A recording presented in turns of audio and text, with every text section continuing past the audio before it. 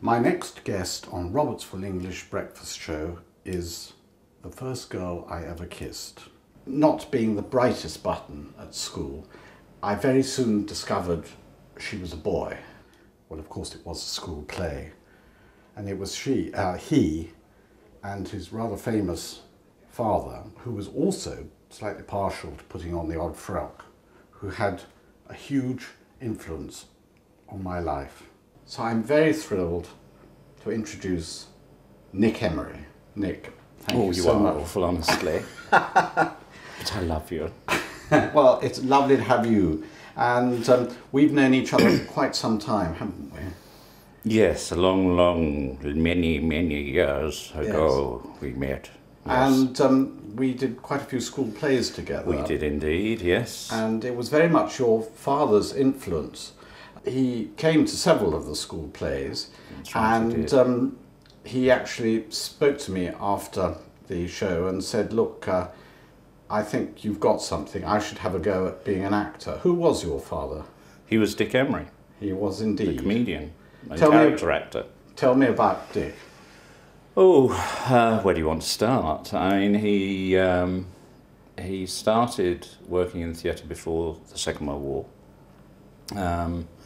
Started as an assistant stage manager in concert parties and then became a performer. He'd had some singing training and he had a tenor voice, and so he could sing, and he also got into doing a bit of comedy and sketch work, and he used to do some of his father's sketches and worked up from there. During the war he went into the RAF gang shows and toured around all the Air Force bases in Britain, and then went over shortly after D-Day to Normandy and followed the forward troops and forward air bases up through France and then eventually into Germany, I think, and then worked his way up through the windmill. He was at the windmill, the famous windmill. The famous windmill. Just off Shaftesbury Avenue. Just off Shaftesbury Avenue, indeed. And he was there with others like Tony Hancock, Jimmy Edwards, Michael Benteen, Spike Milligan, all those sorts of people, and worked and then started getting radio work, and then did various small character bits in television. Did a programme on radio called Educating Archie, which was quite strange really, because it was a ventriloquist on radio.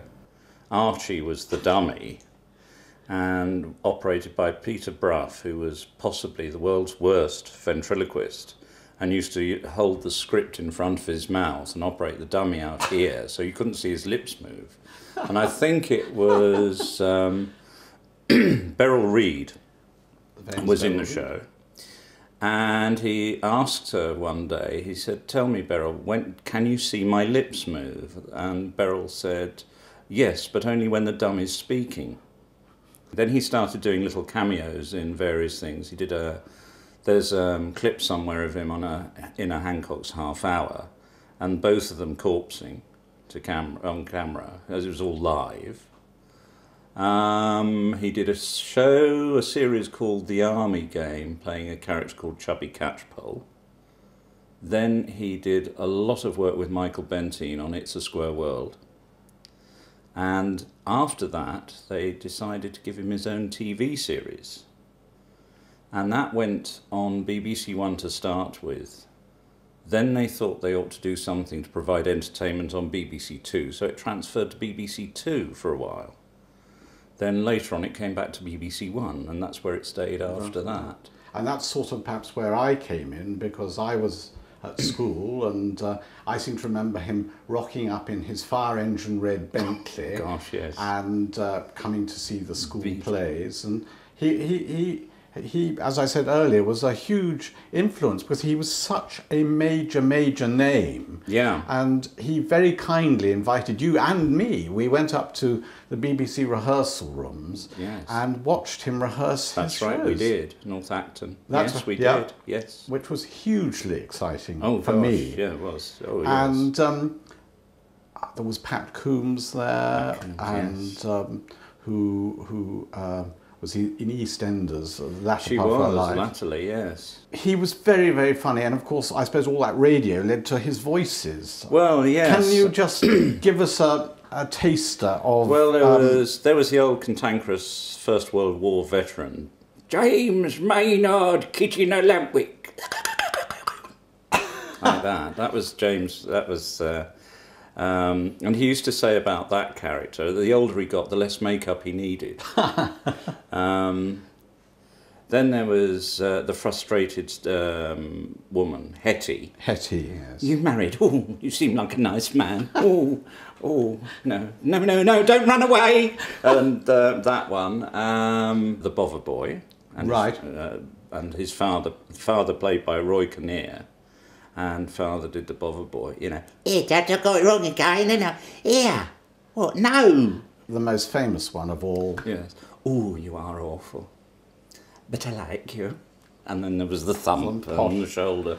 I saw on a clip the other day on the internet a whole load of people doing that after a few drinks. Really? Doing "Oh, you are awful." Oh, and wow. I mean, this is just. I mean, it still goes on. That's incredible. I mean, he's not been with us for a long, long time. You know, it'll be 30 years at the beginning of next year. Now, do tell me about the Royal Variety performance and his exit. Yes, in 1973 he was invited to do the Royal Variety performance at the London Palladium. And he was on the bill with, oh gosh, Les Dawson and Duke Ellington and his orchestra. He came on and he did Mandy in the show, and he did an interview. They did the sort of double entendre interview. And they got to the end. Now, one of the strict protocols that they have is once you've finished and you've done your bow, you bow to the royal box and you walk off stage. And nothing more is said. Anyway, so they both did the bow and all the rest of it, and they bowed very solicitously to the royal box. And as they're walking off, Father pierced Duke of Edinburgh with a bit of a look, and looked up at him and went and said, "Hello, sailor," and walked off into the wings. I don't think he actually ended up in the tower for that, but yes. He brought the house down. Oh, apparently so, yes. Well, Nick, you also have an aunt, don't you? I do. Tell me about Aunt Anne. She is 82 years young and performs daily in Billy Elliot at the Victoria Palace, singing and dancing, which is quite incredible. She's amazing for her age, and I haven't seen her for years and years and years.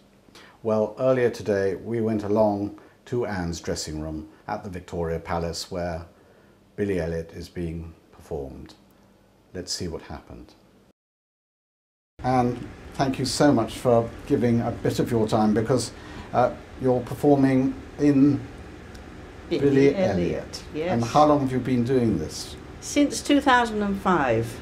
2005. How many performances is that? Well, I started off doing 8 shows a week, and because of my longevity, and they want to preserve me, somebody said, "We're preserving you." Right. So they now let me offer 2 performances a week, so I do 6. I know the government actually says that we've actually got to all work a bit longer, but I mean, now I think you're leading the world, aren't you? I never thought of it like that, Robert. Well, I think you're an amazing example. Now, I understand that your father was a bit concerned about you going into the theatre, so he insisted that you took a sort of secretarial course. Is that right? Just in case it didn't work out. When there used to be Pitman's shorthand, which now, of course, is obsolete, but I was quite good at that. I think I liked the artistry of the actual shorthand. Yeah. So we went to the college, which was in Southampton Row, me and my sister, and learnt it there. But I went into showbiz, something happened. I went to dance school. You went to dance school, but Yes. you didn't really need the course. I didn't need it, but it's been useful on the odd occasion. Now, Yes. we're in the Victoria Palace. Does it feel like coming home? Yes. And can you tell me why? I was here when I was a chorus girl. Ensemble now it is, part of the ensemble, sounds very posh. In 1947, with the Crazy Gang. They famous. do you remember them? Well, I was actually in about 40 then. You were about... But, oh, no, you weren't. it's Everybody. behind you. How many pantomimes have you done? Because you've been quite a few. Which has been your favourite one? Well, oh gosh, I played Dame a couple of times, which is great fun. Which is very rare, isn't it? Yes. Well, I had some friends who were casting. It's a little pavilion called the Dillawar Pavilion in Bexhill. Yes. It's often used in Poirot programmes. Oh, which is lovely. It's very period, isn't it? Yes, it is. 30s. That's right. Well, I played Dame for them. Fantastic. And I don't think I've done it for anybody. Nobody else has asked me, so it must be something there. Doing the show you do, it's pretty demanding, this show, isn't it? Well, I've got a wonderful song to sing in this, and that's my crowning joy. I sing what they call Grandma's song, so it's specially written, or not for me, but for the part of the actress, and so I'm just thrilled to bits. Peter Darling did the choreography, wonderful, and Elton John, of course, did all the music. Well, in recent years, you've done lots of other things. You've been in Trevor Nunn's My Fair Lady, which is National Theatre. Yes, that's right. Drury Lane Theatre. Yes. I mean, there are too many in this very short space of time we have to talk about what jobs you've done. Go through my whole career. No, but, let's not do that. No, but what is marvellous, they're rerunning Rentaghost, aren't they? Oh, yes. On UK Gold. Oh, well, I know it's had lots of repeats, but I don't keep up with it. Well, I think they are. And really? Oh, a whole new generation is beginning to know. Ethel Meeker, that's me, yes. But now you've got a rather famous brother, didn't you? You mean Richard? Richard Emery. Richard Emery. Everybody knows him as Dick. Everyone knows Dick Emery. Dick. Yes. Well, I've went to school with Dick's son, Nick. Oh, really? Did you really? And goodness gracious me. I don't think you've seen Nick. No, I haven't seen Nick for a while. For a long while. No. Well, I'm going to spring a bit of a surprise on you. Oh? We have Nick here. Oh! Oh, my word!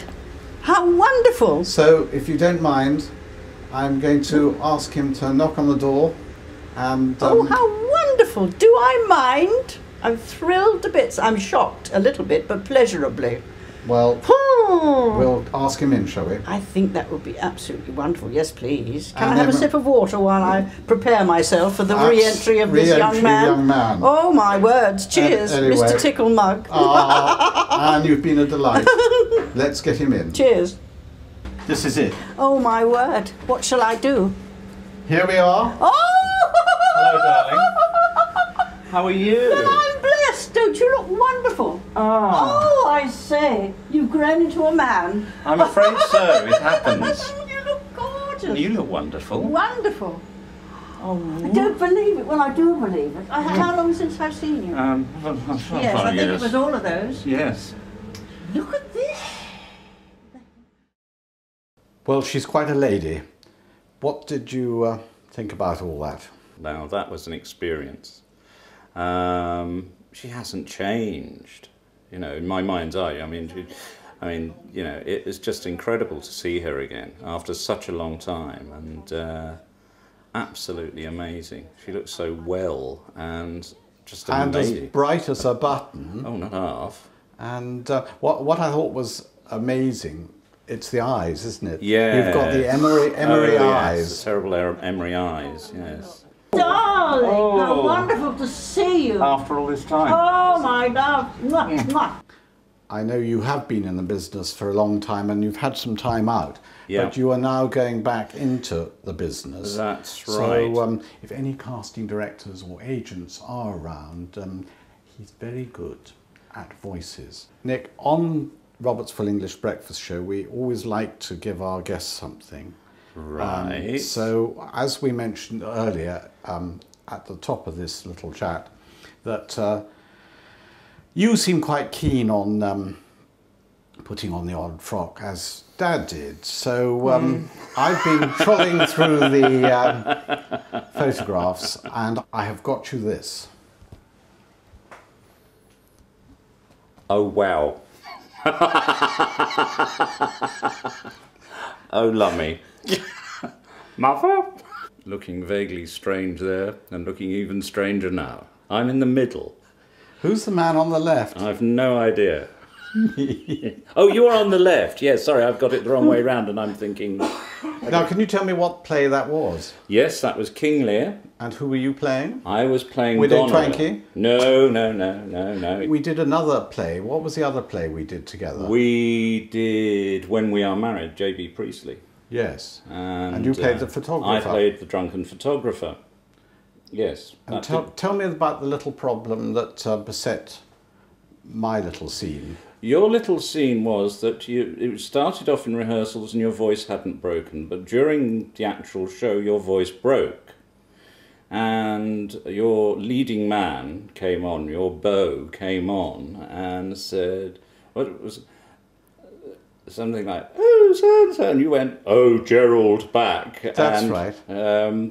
Yes, that was a bit of a showstopper. It's the perils of schoolboys' school play. Absolute boarding schools plays. yes. They've got a lot to answer for. They boarding certainly studios. have. Oh, but they make a man of you, as can be seen in these photographs. Yes. Yes, the trouble was I said, oh, Gerald. No, I said, oh, Gerald. And he said, oh, Nancy. That's right. Gerald, Nancy, that's right. And yes. I was a very good Nancy. You were. And nothing's changed, One really. of the best Nancys ever to tread the boards, yes. actually, I would say. Yeah. Nick, it's been marvellous. And as I said, you were the first girl I've ever kissed. So I think another one's in order. For all time's sake. Nick, Emery, give me a hug. Thank you so much for coming on the show.